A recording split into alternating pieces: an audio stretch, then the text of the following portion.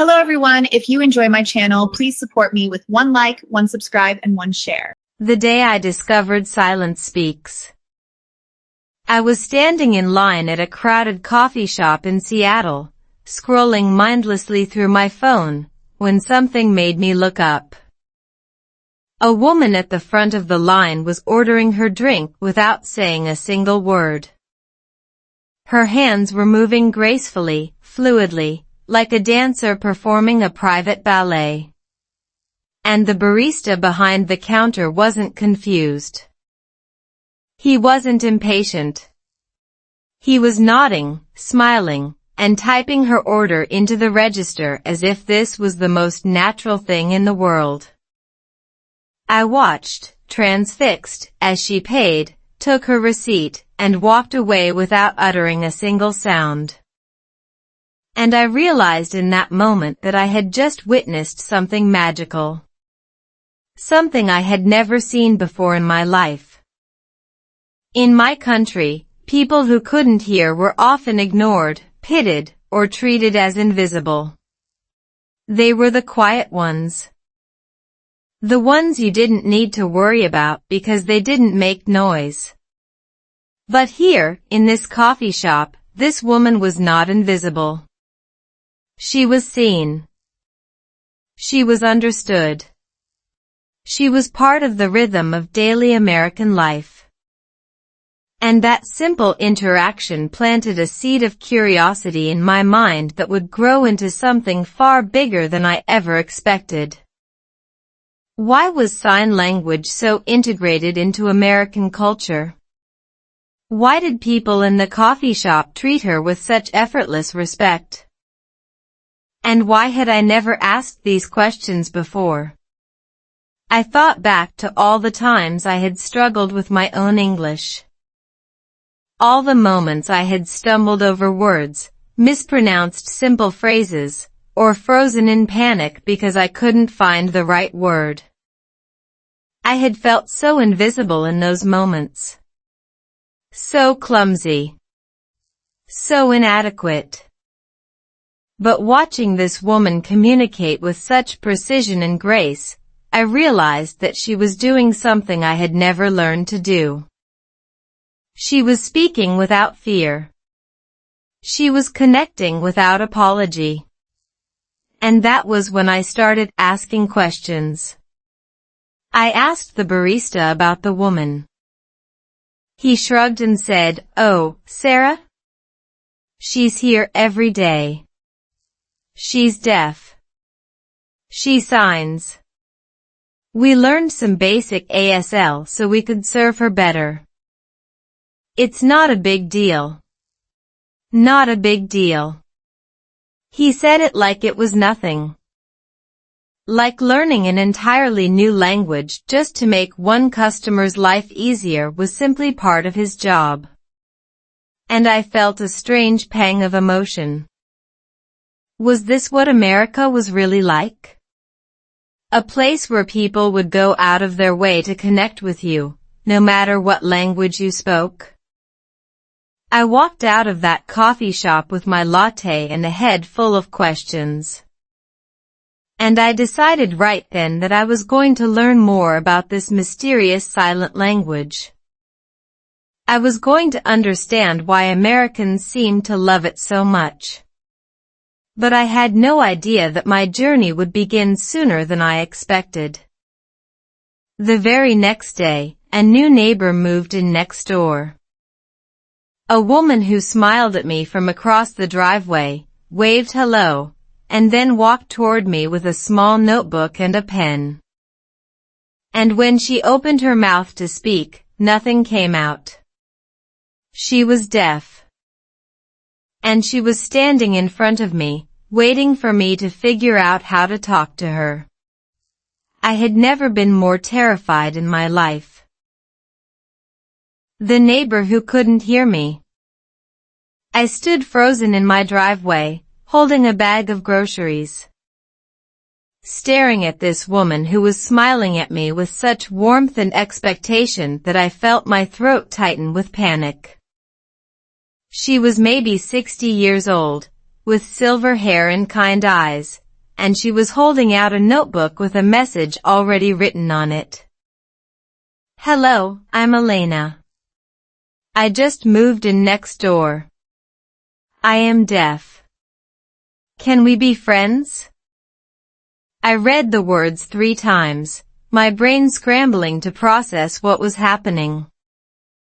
This woman, this stranger, had just walked across her driveway to introduce herself.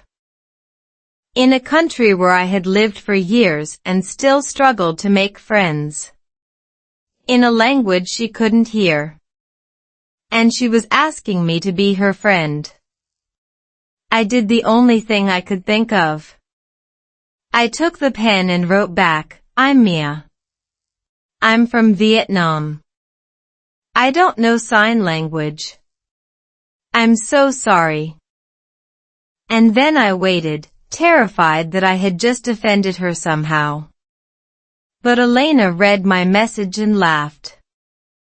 Not a sound laugh, a silent laugh, her shoulders shaking, her eyes crinkling with joy. She took the notebook and wrote, "That's okay. We can learn together. You can teach me Vietnamese Sign Language. I can teach you American Sign Language. We'll be a team." I couldn't believe what I was reading. This woman had just met me, and she was already planning a language exchange. She wasn't embarrassed by my awkwardness. She wasn't frustrated by my lack of knowledge. She was excited. She was inviting me into her world without hesitation. And I realized in that moment that I had been thinking about communication all wrong. All those years I had spent agonizing over my English, my accent, my grammar mistakes, my slow responses, and here was a woman who had spent her entire life communicating without sound, without words, without the very thing I had been obsessing over. Elena didn't care if I had an accent. She couldn't hear it. She didn't care if I made grammatical errors. She couldn't see them. She only cared if I was willing to try. And that was the most freeing realization I had ever experienced. Over the next few weeks, Elena and I developed a routine. We would meet in our shared driveway every afternoon, notebooks in hand, and we would teach each other. I taught her how to sign family, love, and thank you in Vietnamese Sign Language. She taught me the alphabet in American Sign Language. And we laughed. A lot. There were so many moments of confusion, times when I signed the wrong word, times when she misunderstood my gestures, times when we just gave up and wrote everything down. But we never gave up on each other. Elena told me something one day that changed my entire perspective on language. She wrote, "Mia, when you use sign language, you have to look at the person. You have to see their face. You have to pay attention. In hearing culture, people talk without looking. They talk while looking at their phones, while walking away, while doing other things. But in my world, you have to be present. You have to connect. That's why I love American Sign Language. It forces you to be here." And that's when it hit me. Elena wasn't just teaching me a language. She was teaching me a way of being. A way of connecting that didn't require perfect grammar or a flawless accent. It only required presence. And I wanted more of that. So I made a decision that would change everything. I signed up for an ASL class at the local community college. I was going to learn this beautiful silent language. I was going to learn how to speak without using my voice at all.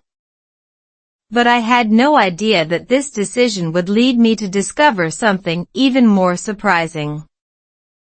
Something that had nothing to do with sign language and everything to do with how Americans think about connection, community, and the people they call neighbors. The party where no one spoke.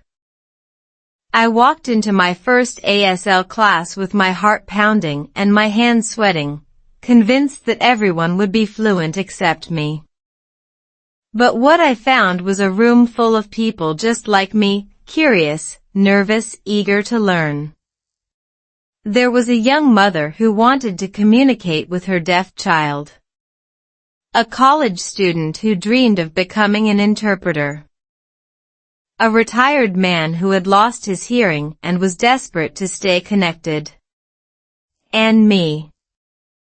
A Vietnamese immigrant who had spent years obsessing over spoken English, now standing in a room where nobody cared about pronunciation or grammar. The teacher, a deaf woman named Maria, didn't speak a single word for the entire 2-hour class. She used gestures, facial expressions, and sign language to teach us. And the most remarkable thing happened. We all learned. We made mistakes. We laughed at ourselves. We signed the wrong words. We pointed at things and shrugged. But by the end of the class, every single one of us could sign our names, introduce ourselves, and ask how are you? We had communicated without a single spoken word. And I had never felt more connected to a group of strangers in my entire life. That week, Elena invited me to her house for dinner. She had cooked a traditional American meal, meatloaf, mashed potatoes, green beans, and she had invited several of her deaf friends to join us. I was terrified. I had only been learning ASL for a few weeks. I knew maybe 50 signs. I was going to embarrass myself. But when I walked into her living room and saw 6 people sitting in a circle, their hands moving in a beautiful, silent dance, I felt something shift inside me. They weren't judging me. They weren't waiting for me to fail. They were waiting for me to try. And so I tried. I signed my name. I signed nice to meet you. I asked how their day was. And they responded. They didn't slow down for me. They didn't simplify their signs. They just kept talking, their hands flying, their faces animated with expression, and I watched, trying to piece together the conversation like a puzzle. Every time I understood a sign, I felt a rush of joy.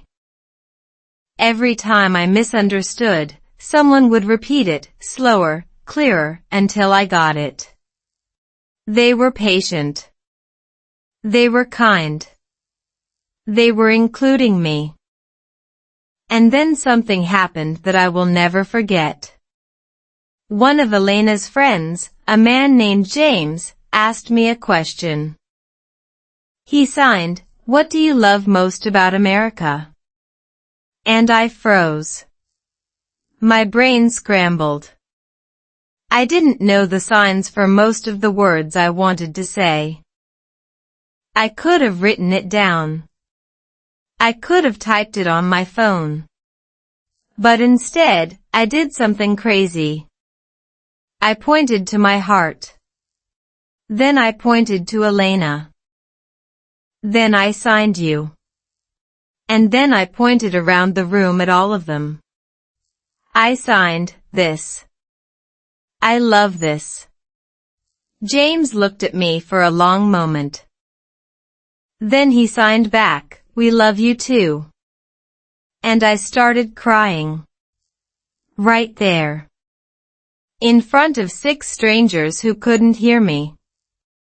Because for the first time in my American life, I had been seen. Not for my accent. Not for my perfect English. But for my willingness to try. For my willingness to be vulnerable. And in that moment, I understood something profound about American culture. Why they love sign language. It's not just a tool. It's a philosophy. It's a way of saying, you matter. You are worth the effort. But the biggest lesson was still waiting for me. Because the next week, I went home and told my husband that I wanted him to learn ASL too. And his reaction was not what I expected. He laughed. And then he said something that broke my heart. Mia, I already know how to talk to you. I don't need sign language. And I realized that he didn't understand. He didn't understand that I had been speaking his language for years. And now it was his turn to learn mine. The gift of listening differently. My husband looked at me across the dinner table that night with an expression I had never seen before. It wasn't anger. It wasn't frustration. It was something closer to confusion, mixed with a hint of hurt. Mia, he said slowly, I've been speaking English with you for 5 years. I've learned your accent. I've learned your quirks. I know when you say I'm fine you mean I'm not fine. I know when you nod and smile you're actually panicking inside. Why do I need to learn another language to understand you better? And in that moment, I realized that my husband wasn't being stubborn. He wasn't being insensitive. He was being honest. He genuinely believed that he already understood me perfectly. But he didn't understand that sign language wasn't about me. It wasn't about him. It was about something bigger than both of us. It was about the way we listen. I thought about Elena. About her deaf friends. About the way they looked at each other when they communicated. Their faces were so expressive. Their eyes were so focused. They didn't glance at their phones. They didn't look over your shoulder to see who else was in the room. They were present. Fully, completely, beautifully present. And I realized that this was the gift of sign language. It forced you to truly see the person you were talking to. I told my husband about the dinner party. About James, who had asked me what I loved most about America. About how I had pointed to my heart and signed this. About how he had signed back "We love you too." And I told him that I had never felt so seen in my entire life. Not because I was speaking perfect English. Not because I was saying the right things. But because I was showing up. I was trying. And they were meeting me there. My husband was quiet for a long time.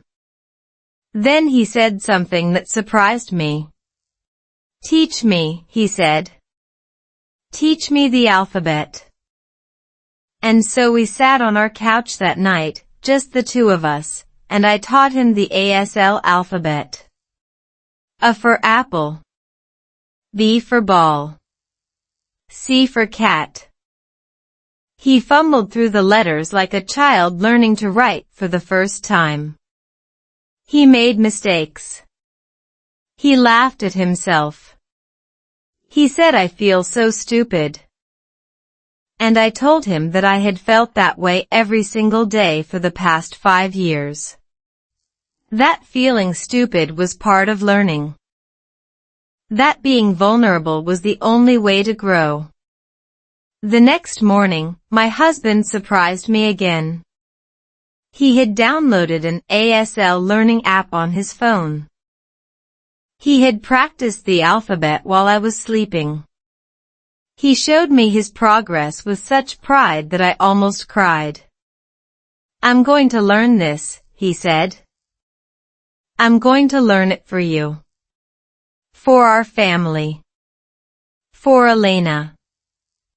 And in that moment, I realized that sign language was teaching us something that spoken language never could. It was teaching us to be intentional. It was teaching us to slow down. It was teaching us that connection isn't about how many words you know. It's about how much attention you give. But the greatest surprise was yet to come. The next week, my daughter came home from school and announced that she wanted to learn sign language too. Her best friend's cousin was deaf, and she wanted to be able to talk to her. And I realized that this beautiful silent language was spreading through our family like a gentle wave. One person learning. Then another. Then another. Until our whole house was buzzing with silent communication. But there was still one challenge waiting for us. One thing that would test everything we had learned. And it involved my husband, his family, and a holiday dinner that I would never forget. The holiday dinner that changed everything. My husband's family gathered every Thanksgiving at his mother's house in a small town outside Seattle. And I had been dreading this particular holiday for weeks. Not because I didn't like his family. I loved them. But because I knew that this year would be different. This year, my husband and I had been learning ASL together, practicing every night. Signing to each other across the dinner table while the children giggled at our clumsy gestures. And I had made a decision. I was going to use sign language at the family dinner. I was going to show everyone that this beautiful silent language was now part of our lives. I was terrified. His family was loud. They talked over each other. They interrupted. They laughed at full volume. They were the loudest people I had ever met. And I was going to sit in the middle of all that noise and communicate in silence. My mother-in-law, Susan, greeted us at the door with her usual enthusiasm. She hugged me tight, kissed my cheeks, and said, "Mia, honey, you look so thin. Are you eating?" And I smiled and said, "I'm fine, thank you." But then I looked at my husband and signed, "She always asks about my weight. It makes me uncomfortable." My husband signed back, "I know. She means well." And we both laughed. But my mother-in-law had seen us. She had watched our hands moving. She had noticed the secret language passing between us. And her face shifted from confusion to something else. Hurt. "What are you two doing?" she asked. "Are you talking about me?" I felt my stomach drop. I had been so excited to share my new skill that I hadn't considered how it might look to someone who couldn't understand. My husband quickly explained. "Mom, Mia's been learning sign language. Her neighbor Elena is deaf. We've been practicing together. It's nothing bad. I promise." Susan stared at us for a long moment. Then she did something I didn't expect. She sat down at the kitchen table, folded her hands, and said, "Teach me." I thought I had misheard her. What? She said, teach me one sign. Just one. I want to know what it feels like to talk to someone without using words. And so I taught her the sign for I love you. The iconic ASL gesture. Thumb, index finger, and pinky extended. She practiced it over and over, her fingers stiff and awkward, her face concentrated. And when she finally got it right, she looked at me with tears in her eyes. I love you, Mia, she said out loud. And then she signed it too. That moment changed everything. By the end of the dinner, 6 of my husband's relatives had learned the sign for I love you. We passed it around the table like a secret code. We signed it across the turkey. We signed it across the mashed potatoes. We signed it across the pumpkin pie.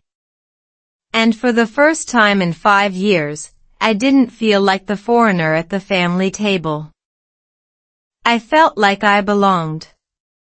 Because I had brought something to the table that no one else had. A different way of connecting. A different way of loving. And they had received it with open arms. But the biggest surprise came after dinner. My mother-in-law pulled me aside and said, Mia, I want you to teach me more. I want to learn the whole language. I want to surprise Elena when I meet her. I was speechless. This woman who had always been loud and boisterous and full of noise wanted to learn silence. For me. For Elena. For the simple joy of connecting. And I realized that this was the true reason Americans love sign language. Not because it's efficient.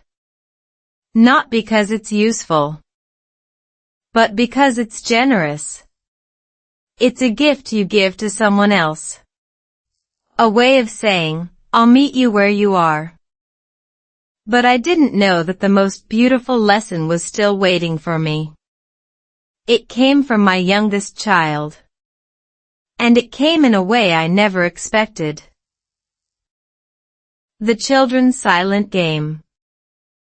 My youngest daughter, Lily, was 6 years old when she came home from school one afternoon with a secret that she refused to share with anyone except me.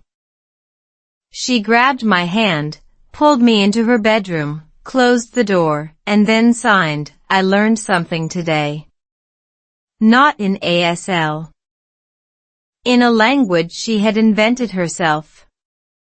A secret code of gestures that only she and I understood. And in that moment, I realized that children don't need formal lessons to understand the power of sign language.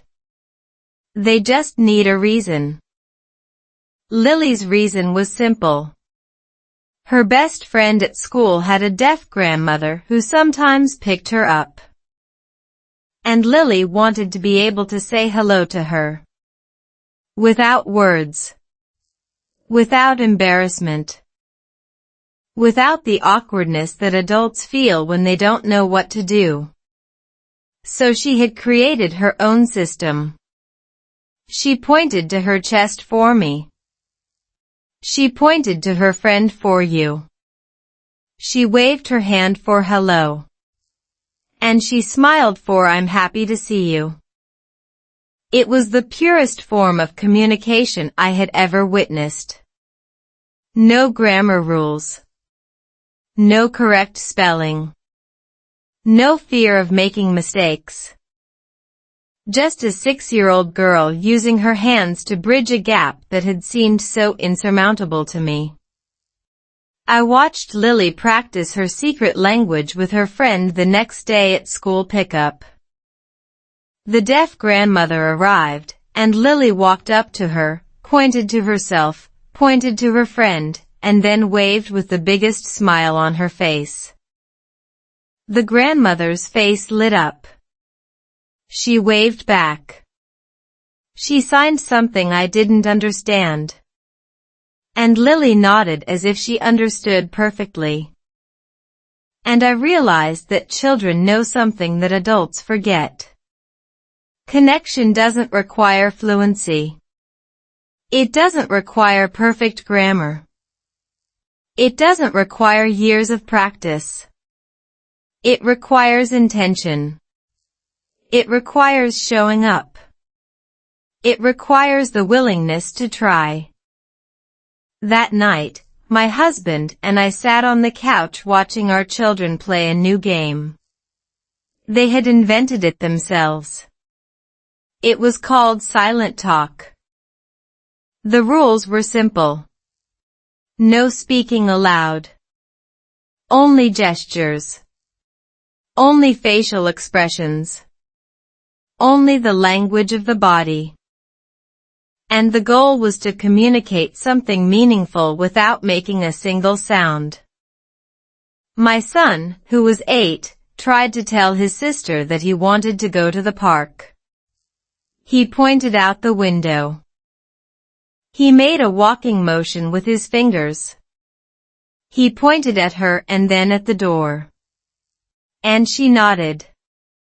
She understood. My husband looked at me with wonder in his eyes. "They're doing it," he whispered. "They're actually communicating." And I realized that this was the gift that sign language had given our family. Not just a new skill. Not just a way to talk to Elena. But a new way of being together. A new way of paying attention. A new way of showing up for each other. The children's game became a daily ritual. They would sit at the dinner table and sign to each other across the plates of food. They would argue without words. They would make up without shouting. They would say "I love you" without saying anything at all. And I watched them, and I cried. Because I had spent so many years obsessing over my accent. Over my grammar. Over my mistakes.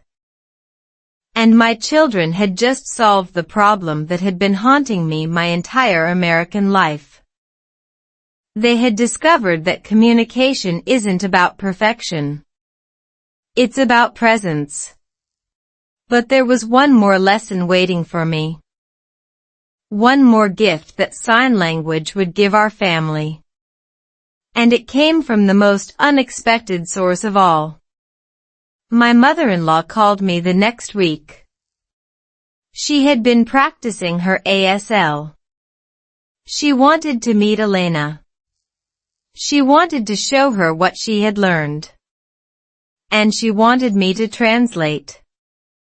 Not from Vietnamese to English. But from English to sign. And I realized that I had become a bridge. A bridge between two worlds. Between sound and silence. Between words and meaning. And I had never felt more proud to be exactly who I was. The day two worlds met. My mother-in-law Susan had been practicing her ASL for 3 weeks when she called me with the news that she was ready to meet Elena. She had learned the alphabet. She had learned basic greetings. She had learned how to say "I'm happy to meet you."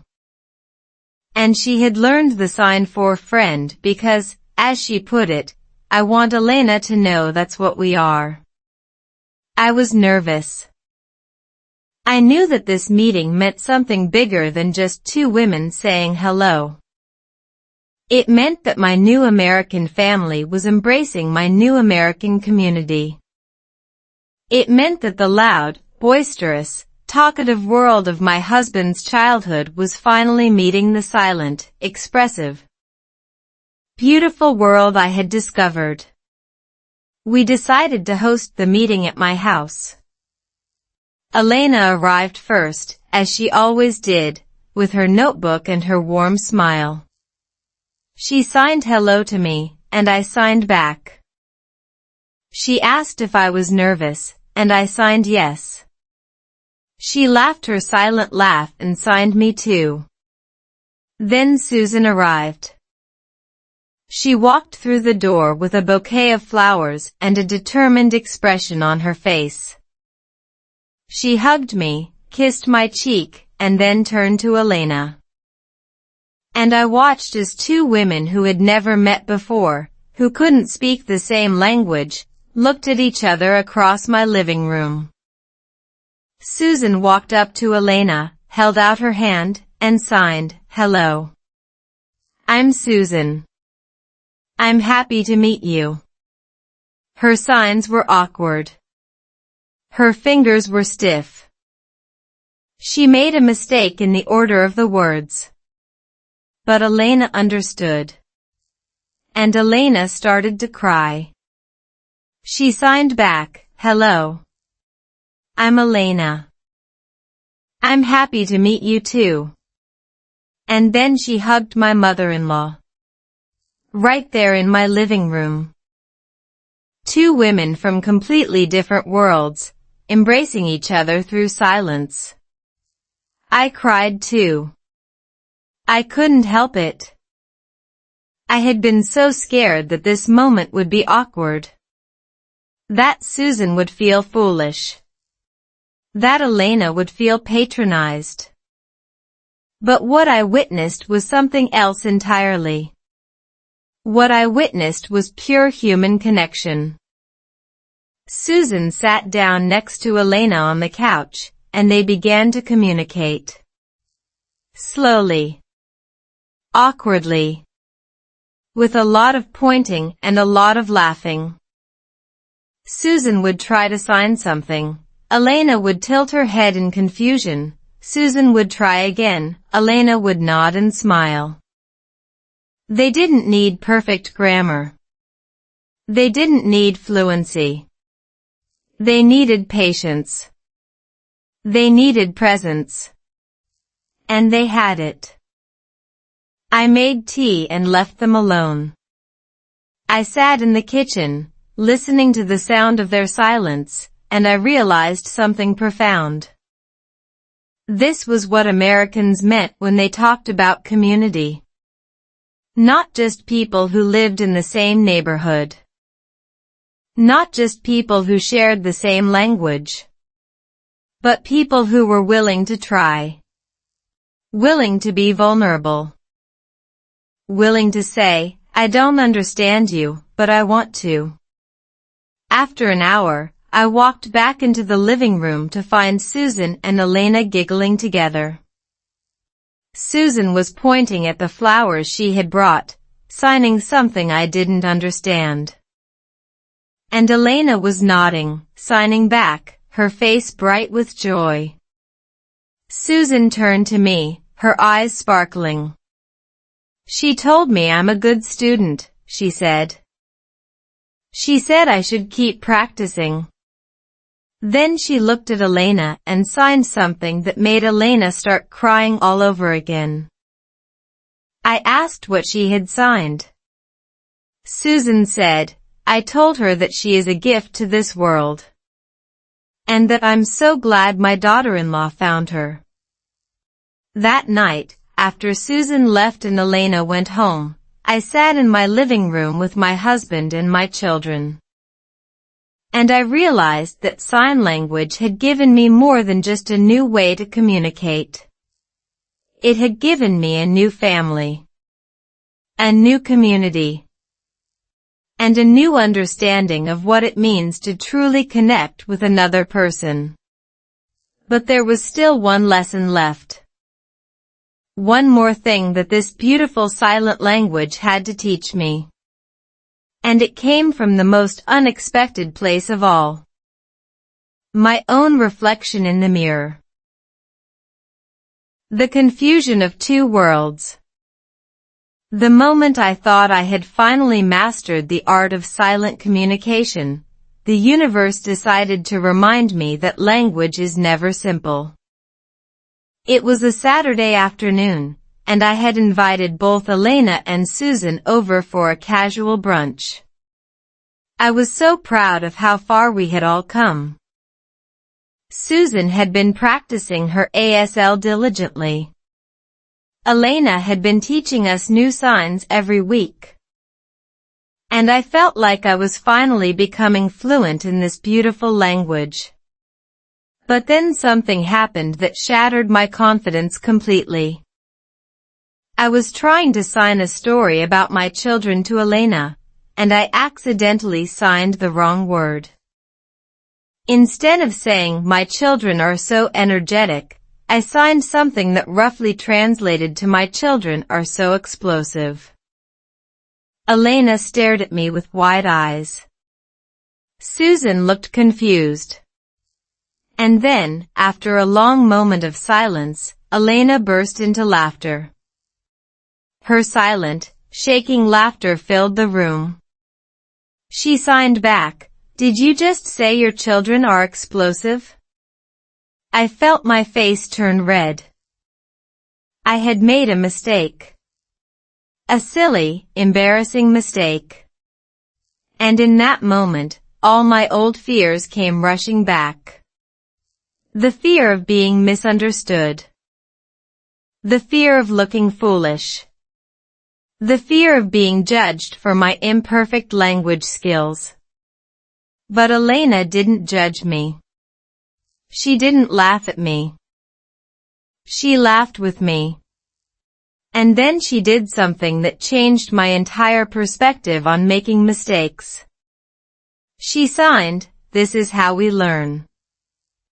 We make mistakes. We laugh. We try again. Don't be embarrassed. Be proud that you tried." And I realized that this was the key difference between the way I had been learning English and the way I was learning sign language. With English, I had been so afraid of making mistakes that I had stopped trying. I had retreated into silence. I had smiled and nodded instead of speaking up. But with sign language, I had given myself permission to be imperfect. I had allowed myself to be a beginner. I had let myself be vulnerable. And that vulnerability had led to connection.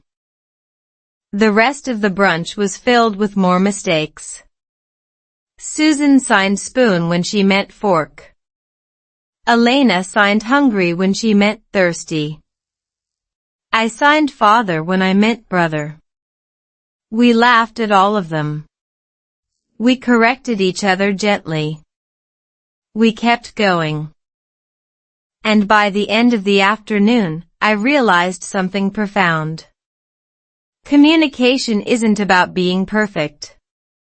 It's about being present. It's about showing up, making mistakes, and staying in the conversation anyway. That week, I started applying this lesson to my spoken English. I stopped obsessing over my accent. I stopped apologizing for my mistakes. I started speaking without fear. And something remarkable happened. People understood me better. Not because my English had improved overnight, but because I was finally giving myself permission to be heard. The fear had been the barrier all along. Not the accent. Not the grammar. Not the vocabulary. The fear. But there was still one more lesson waiting for me. One more gift that this journey would give me. And it came from the most unexpected source of all. My husband came home from work that Friday with a surprise. He had been practicing his ASL in secret. He had learned an entire conversation. And he wanted to show me what he had learned. I sat on the couch, watching his hands move, and I cried. Because he had learned to say something in sign language that he had never been able to say in English. Something that I had been waiting to hear for years. Something that would change our marriage forever. The confession that needed no words. My husband stood in front of me with his hands slightly trembling, his eyes filled with an emotion I couldn't quite name. He had been practicing this moment for weeks, he told me later. Practicing in secret. Practicing while I was asleep. Practicing in the bathroom mirror like a nervous teenager before a first date. And now he was ready. He took a deep breath. And then his hands began to move. Mia, he signed slowly, deliberately, making sure every gesture was clear. I have something to tell you. Something I should have told you a long time ago. I felt my heart stop. What was he going to say? Was he leaving me? Was he unhappy? Was this the moment our marriage would fall apart? My mind raced through every possible scenario, each one worse than the last. But then he continued signing. When you came to America, I thought I was doing you a favor. I thought I was giving you a better life. But I didn't realize that I was asking you to leave everything behind. Your language. Your culture. Your family. Your identity. And I never thanked you for that sacrifice. I never told you how brave I thought you were. I started crying. Silent tears streaming down my face. I watched you struggle, he signed, his hands moving faster now, more urgent. I watched you cry in the bathroom. I watched you smile and nod when you didn't understand. I watched you hide your accent like it was something to be ashamed of. And I never said anything. I never told you that your accent was beautiful. I never told you that your broken English was brave. I never told you that the sound of your voice, even when you made mistakes, was the sound of home to me. And I'm sorry. I'm so sorry. I couldn't breathe. I couldn't move. I just stood there, watching my husband's hands say the words he had never been able to say out loud. But then you started learning sign language, he continued. And I watched you become someone new. Someone confident. Someone free. I watched you connect with Elena in a way I had never seen you connect with anyone. I watched you teach our children to communicate without words. I watched you teach my mother to sign. And I realized that you had found something that I had been missing my whole life. You had found a way to listen. Really listen. Not with your ears. With your whole being. He paused, his hands hovering in the air. And I want to learn to listen like that too. I want to hear you with my eyes. I want to understand you with my heart. I want to be the kind of husband who doesn't just hear your words, but who sees your soul. And then he signed the most beautiful sentence I have ever seen. I love you, Mia. Not because you speak perfect English, but because you taught me how to listen. I fell into his arms, sobbing. All those years of feeling invisible. All those years of feeling like I wasn't good enough. All those years of hiding my accent, my mistakes, my fear. And he had seen me all along. He had just been waiting for the right words. Or rather, the right silence. That night, we sat on the couch together, signing to each other long into the night. We talked about everything. Our fears. our hopes, our dreams for the future. We talked in a language that had no accent, no grammar mistakes, no fear, just connection. And I realized that this was the true power of sign language. Not just as a tool for communication, but as a bridge between two souls who wanted to understand each other deeply. But there was one more gift waiting for me. One more lesson that would complete this incredible journey. It came from the most unexpected place. A letter. From my mother in Vietnam. And it was written in a language I had never seen before. The letter that spoke without words. The envelope arrived on a Thursday afternoon, a simple white rectangle with my mother's handwriting on the front.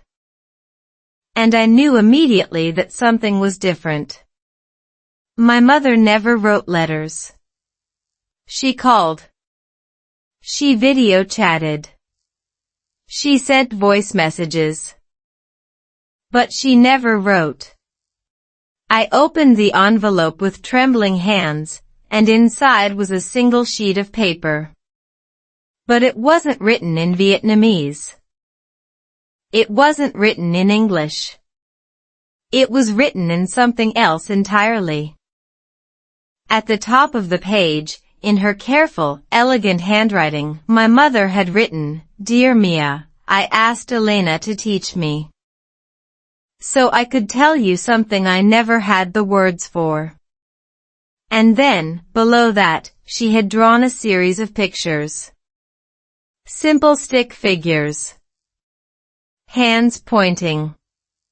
Hearts. Smiling faces. She had created her own sign language. Her own way of communicating with me across the thousands of miles that separated us. I studied the drawings, trying to understand what she was trying to say. A figure pointing to herself. A figure pointing to a heart. A figure pointing to a house. A figure crying. A figure smiling.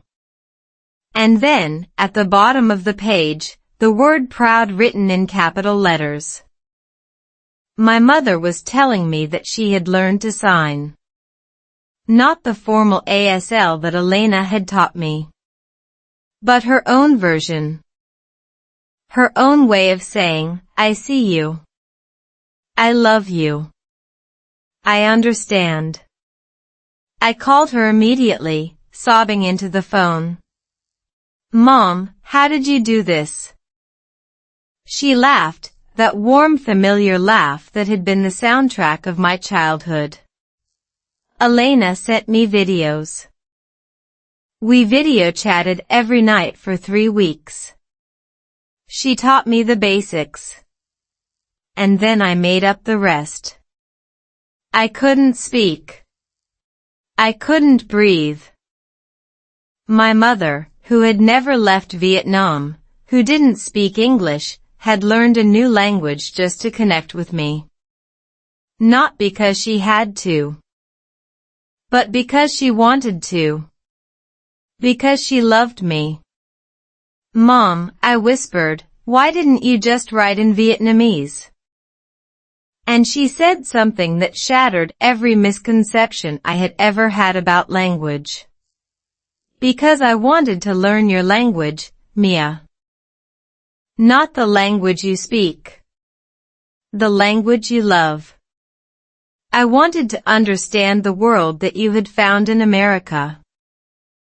The world of silence and connection. The world of Elena and Susan and your children. I wanted to be part of that world, even if I couldn't hear it." I sat on my kitchen floor, surrounded by my family, holding that letter in my hands, and I realized that this was the true meaning of connection. It wasn't about speaking perfect English. It wasn't about learning ASL. It was about being willing to meet someone where they are. To learn their language. To enter their world. To say, you matter to me. And I will do whatever it takes to understand you. My mother had done that. Elena had done that. Susan had done that. My husband had done that. My children had done that. And now, finally, I was doing it for myself. I was learning to speak without fear. To connect without apology. To love without condition. I looked at the letter one more time. At those simple stick figures. At that heart. At that word proud. And I realized that this was the answer to the question I had been asking since that day at the coffee shop. Why do Americans love sign language? Because sign language isn't just a way to communicate. It's a way to say, I see you. I hear you. I'm willing to try. And that, my friends, is a language that everyone can speak. No matter what accent you have. No matter what country you're from. No matter how many mistakes you make. Because the only mistake you can truly make is to stop trying. So keep trying. Keep learning. Keep connecting. Because somewhere, someone is waiting for you to learn their language. Just as you are waiting for them to learn yours. And when you finally meet, the silence will speak louder than any words ever could.